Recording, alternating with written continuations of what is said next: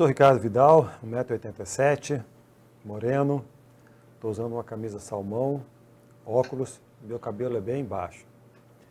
Nós estamos aqui para entrevistar, para conversar com o professor Xavier, dentro do projeto da Memória da Cultura e do Esporte de Brasília.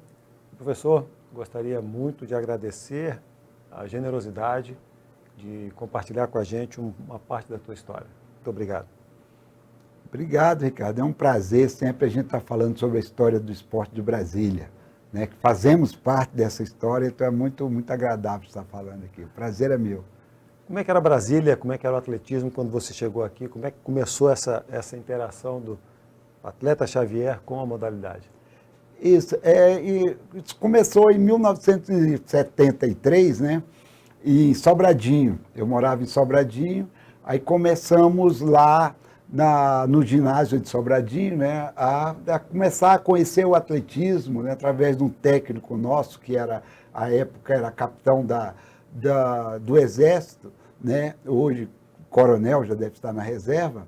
Começamos lá um grupo de corredores, né, que a gente depois enveredamos por esse atletismo e até hoje não largamos mais, né? Temos vários amigos de infância, o próprio professor Sena, o professor Valtinho, a gente começou esse nosso contato com o atletismo, né? Tinha 15 para 16 anos, aí começamos.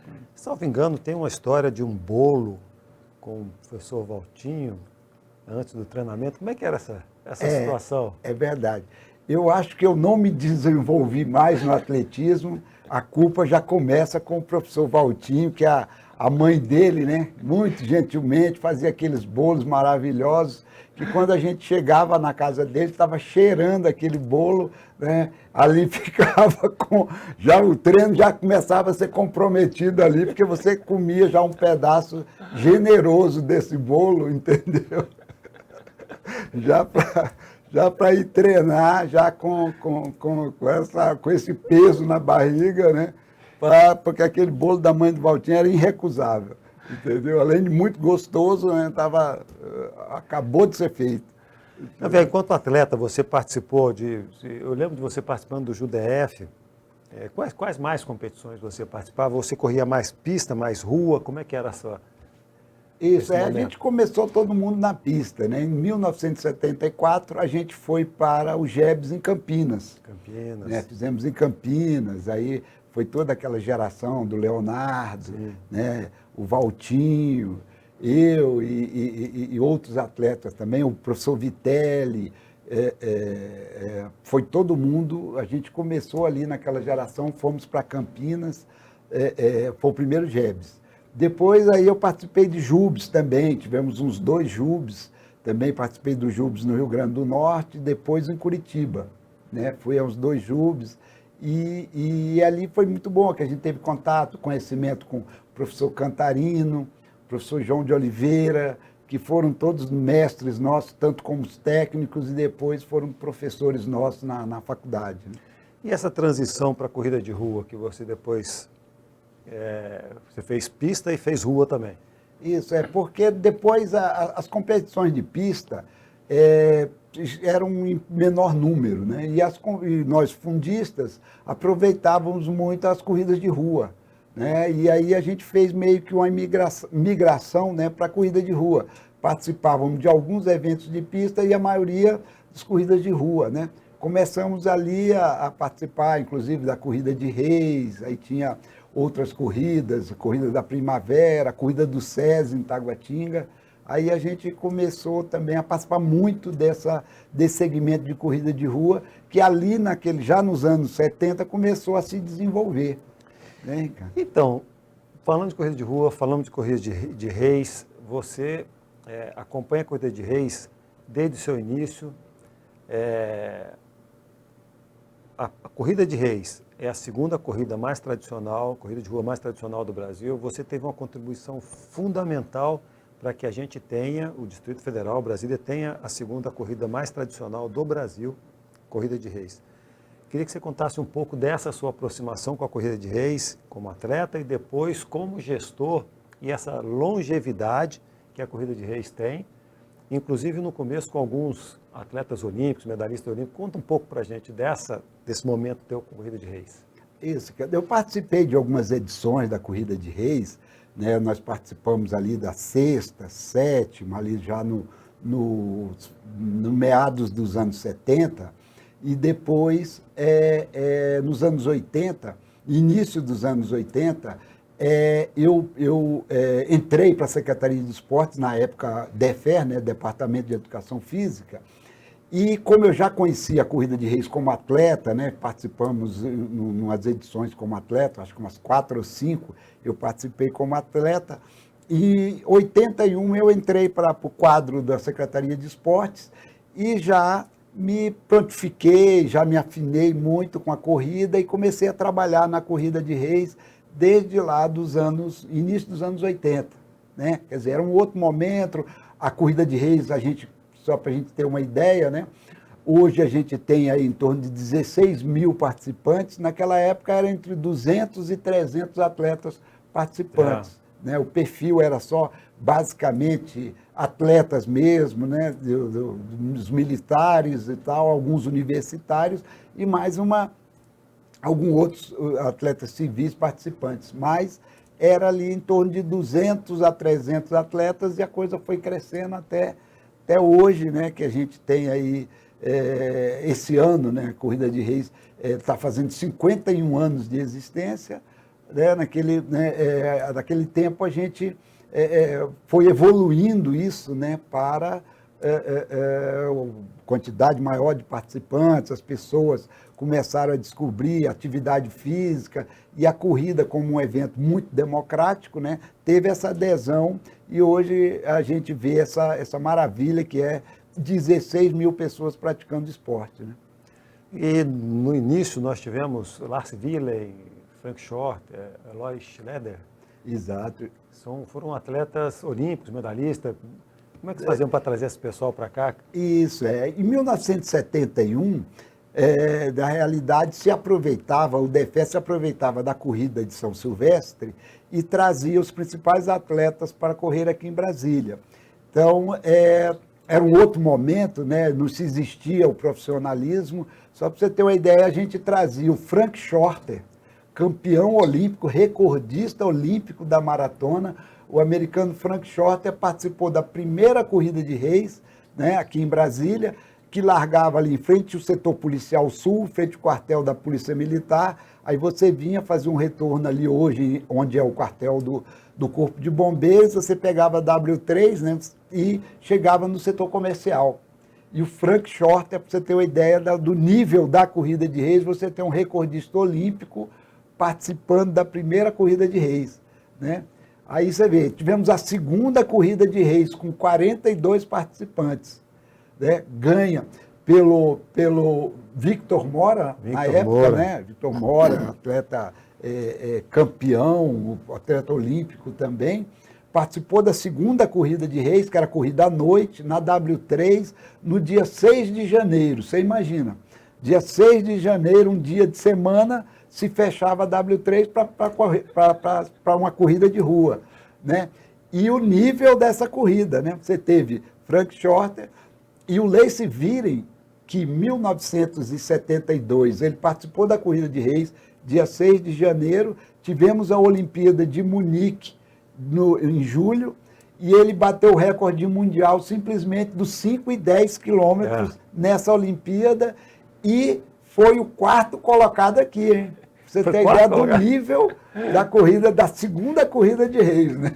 Lacey Viren foi o 4º colocado na Corrida de Reis, né? Você imagina, um recordista mundial, né? Ele foi o 4º colocado aqui.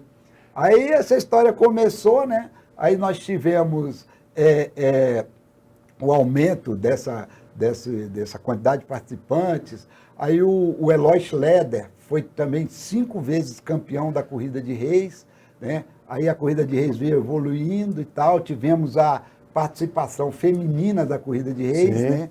Aí, com essa entrada da Corrida de Reis feminina, aí nós tivemos o reinado da Carmen de Oliveira. Treinada pelo professor João Evangelista de Sena Bonfim. Exatamente, treinada pelo professor João Evangelista. Aí tivemos a Solange Cordeiro também. Treinada pelo professor João Evangelista de Sena Bonfim. João Sena, né? Aí a gente veio construindo essa história da corrida de reis feminina. Também um nível altíssimo, né? Você pega esses atletas e vem. Aí depois tem o Valdenor Pereira, que também teve aí 7 anos no masculino, né? Era Valdenor no masculino e Carmen no feminino, né? Que reinaram durante longo tempo aí, né? Que a nossa tradição de atletas fundistas aqui é maravilhosa, né?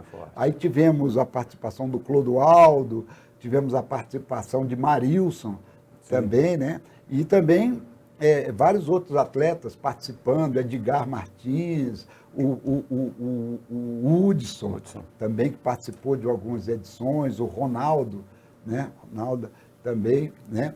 Que também participou de edições da Corrida de Reis. Ronaldo da Costa, né? Que veio Ronaldo a ser da Costa, exatamente. mundial. Mundial também, né? E aí começou a história da Corrida de Reis, e nesse processo de evolução, né, Ricardo, aí tivemos os vários causos dessa Corrida de Reis. Tem a história do espeto, como é que é? Exatamente, porque hoje você tem um chip eletrônico, né, que no início das corridas de reis era inimaginável essa tecnologia. Né? Então a gente tinha um espeto que o atleta chegava e colocava o seu número ali, ou um canhoto que depois a gente veio produzir, e depois você invertia o espeto e fazia a classificação dos atletas. Né? Só que isso feito manualmente.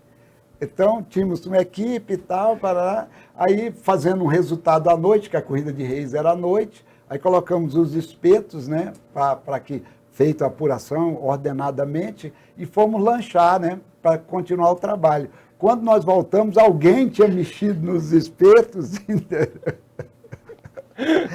então você teve que pegar e ordenar ali, né? Pedir primeiro a ajuda de Deus, porque realmente ali você tinha que ter algo divino para poder nos iluminar, para que o resultado saísse corretamente, né? Entendeu, cara? Então, realmente, era toda essa logística que a gente tinha que ter para fazer a Corrida de Reis, né? Teve uma Corrida de Reis também, corrida à noite, que já nesse período a gente largava ali no Eixão Norte, né, no Eixão Norte, à altura da quadra 11 ali, né, 211, e chegava no Cine Carim, que hoje é a academia lá na 110 Sul, ali dava um percurso de 10 quilômetros, né? E teve uma mente brilhante que inventou um número que ele não era impermeável. Aí, na hora da largada, caiu um temporal na largada, entendeu? E o número simplesmente derreteu, entendeu? O número derreteu, sabe? E aí a gente dava largada, pegava uma Kombi e ia para a chegada, né? Aí eu falei, olha, eu tenho esse tempo aqui até a chegada para saber que mágica a gente vai fazer para sair o resultado, entendeu? Aí conversamos com o locutor, né?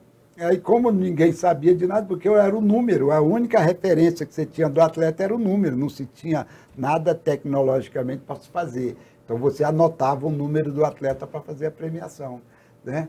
Aí conversamos com o locutor e falou, olha, vamos chamar o seguinte, agora vamos premiar o primeiro, segundo, terceiro e quinto colocado. Por favor, se apresentem para a premiação. Aí eu se apresentava ali. 7 atletas, a gente falava, ó, temos que descartar 2. Vamos aqui na psicologia, né? Entendeu? Aí, mas terminou saindo o resultado, entendeu? E deu certo. Deu certo. A Corrida de Reis, quantos percursos teve? Quando você começou, primeiro foi lá do setor policial, que vinha até o setor comercial, isso, né, que tinha o apoio de um banco, salvo engano, e depois teve a Asa Norte. Isso. A gente começou, né, até ali, acredito que a 10ª Corrida de Reis, a gente fazia ali no setor policial sul. Aí Brasília, né, a cada década vai se mudando. Aí Sim. A W3 ficou totalmente inviável, aí a gente levou para o Eixão, né? Aí era Eixão Norte, largado, chegava no Eixão Sul. Aí depois teve um ano, acho que foi a 6ª corrida de reis, se eu não me engano, foi em Taguatinga. Entendeu? Interessante. Vencida pelo Valdemar Florencio da Silva. Valdemar Florencio. Corredor da PM Sim. Também, né? Que inclusive veio a ser um inclusive excelente marchador depois, né? Isso, exatamente, né? Aí o Valdemar também era um atleta, né, que corria muito bem, e ele foi o campeão dessa corrida lá da Corrida de Reis. E foi esse ano em Taguatinga. Depois voltamos para o Eixão e depois levamos a Corrida de Reis lá para o ginásio Nilson Nelson. Tá. Entendeu? O ginásio Nilson Nelson. Depois também fizemos alguns anos com a chegada dentro do estádio Mané Garrincha. Sim. Entendeu? Que tinha uma rampa de acesso ao Mané Garrincha, que aí chegava dentro da pista do Mané Garrincha, numa versão antiga, não é a que é hoje, né? Então se chegava lá. E era uma preocupação tremenda, porque se chovia, a rampa era muito escorregadia, né? Então era um perigo, né? Porque de alguns atletas ali se escorregavam, né? Outros levavam vantagem porque chegava mais rápido, entendeu? Professor Xavier, vamos alguns outros casos, né? Não da Corrida de Reis, mas de corrida de rua que aconteceram, que são interessantes a gente mencionar. O caso dos índios. Ah, sim. Como é que foi a questão dos índios? Foram preparar para uma corrida e tinham alguns índios, salvo engano, na esplanada do Ministério, que eles estavam alojados para fazer uma movimentação, uma reivindicação, algo desse jeito. Como é que aconteceu essa história? Isso. Que a gente fazia aqui em Brasília, nós temos a esplanada dos ministérios, né? Então ali a esplanada dos ministérios é um local que você... local de celebração, né? Eu acho que foi bem o pensamento mesmo da criação do Oscar Niemeyer, foi isso, né? Ali ser um local de celebração. Então a gente, no aniversário de Brasília, montamos toda a estrutura da arena ia ser montada ali na esplanada dos ministérios para comemoração do aniversário de Brasília. A maratona é um evento com mais de 5.000 participantes, e quando chegamos na sexta-feira lá, tinha os índios fazendo uma manifestação, né? Muito legítima e tal, mas era justamente no local onde iam montar a arena de largada e chegada, né? Aí falamos, aqui a esplanada é o local da negociação, então vamos negociar com os índios. E a negociação foi tranquila? Foi bem conduzida, né? A contento e tal. Aí conversamos com os índios e tal, e perguntamos das necessidades dele, ali já se envolvemos ali, e providenciamos alimentação, e pedimos se eles podiam se deslocar um pouco dali e tal. E, inclusive, até alguns índios correram na corrida, entendeu? A gente podia fazer uma integração aqui e vocês correrem aqui, já que a natureza do índio já é isso, né? Sim. Sobrevivência, você precisa correr e tudo mais. Então, vários índios correram na nossa corrida lá, entendeu? Então, terminou havendo uma integração lá quanto à nossa organização e a manifestação dos índios lá na esplanada. Uma das etapas é a medição do circuito, né, que você tem que fazer para a ferição bem certinha, senão pode dar problemas, né? Marca 10.000, tem 11 ou tem 7, enfim. Aí você planeja o evento com a medição, e normalmente final de semana, mas pode acontecer alguma coisa que essa coisa não flua, a corrida não flua do jeito que foi planejada. Teve um evento, teve uma situação, um caso, no domingo, que a presidente da República foi trabalhar e aí teve que fazer um ajuste. Como é que foi essa história? É verdade, cara. Porque a gente faz a aferição do percurso, né, para que os atletas que participem tenham ali uma medição exata de 10 quilômetros, 21, 5 quilômetros. É muito importante para o atleta ele saber da distância que ele está correndo. E a gente, fazendo eventos aqui em Brasília, Brasília é uma cidade, nesse aspecto, um pouco complexa, porque nós temos todos os poderes aqui, né? Nós temos Câmara, Senado, a Presidência da República. Aí fizemos um evento que passava justamente ali em frente ao Palácio do Planalto, né? E fizemos a medição, tinha alguns atletas que a gente chama atletas de elite, atletas de performance e tal, e fizemos a passagem em frente ali ao Palácio do Planalto, né? Aí tudo certo, tal. No dia da prova, né, estamos lá montando e tal, chega a segurança da presidência e fala, olha, não vai poder passar aqui. Você imagina isso 15 minutos antes de largar a corrida, entendeu? Os atletas tudo alinhados lá, só não vai poder passar aqui na frente, entendeu? Tinha atletas até que querem fazer os resultados e tal. Aí tivemos que montar um plano B, porque o professor da educação física, ele tem meio que isso no seu DNA, né? A coisa de você, em determinadas situações, poder improvisar. E mudamos totalmente o percurso em 15 minutos antes da largada, porque a gente viu que aquela guerra com a presidência ali não ia fluir coisa nenhuma. Aí tivemos que mudar o percurso na hora, fizemos uma medição, entendeu? Na hora, mudando totalmente o trajeto para que a corrida saísse, né? E isso, o bom é que fica nos bastidores, né, Ricardo? Mas só quem sabe é quem está ali nos bastidores, vendo que você tem que mudar um percurso a 5 minutos antes de uma largada, entendeu? Nossa. Mudar tudo, placa de quilometragem, os postos d'água, tudo já montado e tal, você tem que, na hora ali, mudar tudo por causa de alguns entreveros desse, entendeu? A criatividade está no DNA, né? A criatividade tem que estar no DNA, porque senão você vai ter problemas, né? Xavier, você está num outro desafio, né, que é na gestão privada, frente à Federação de Atletismo do Distrito Federal. Você já teve à frente da federação um momento lá para trás, mas agora você está como presidente da Federação de Atletismo do Distrito Federal.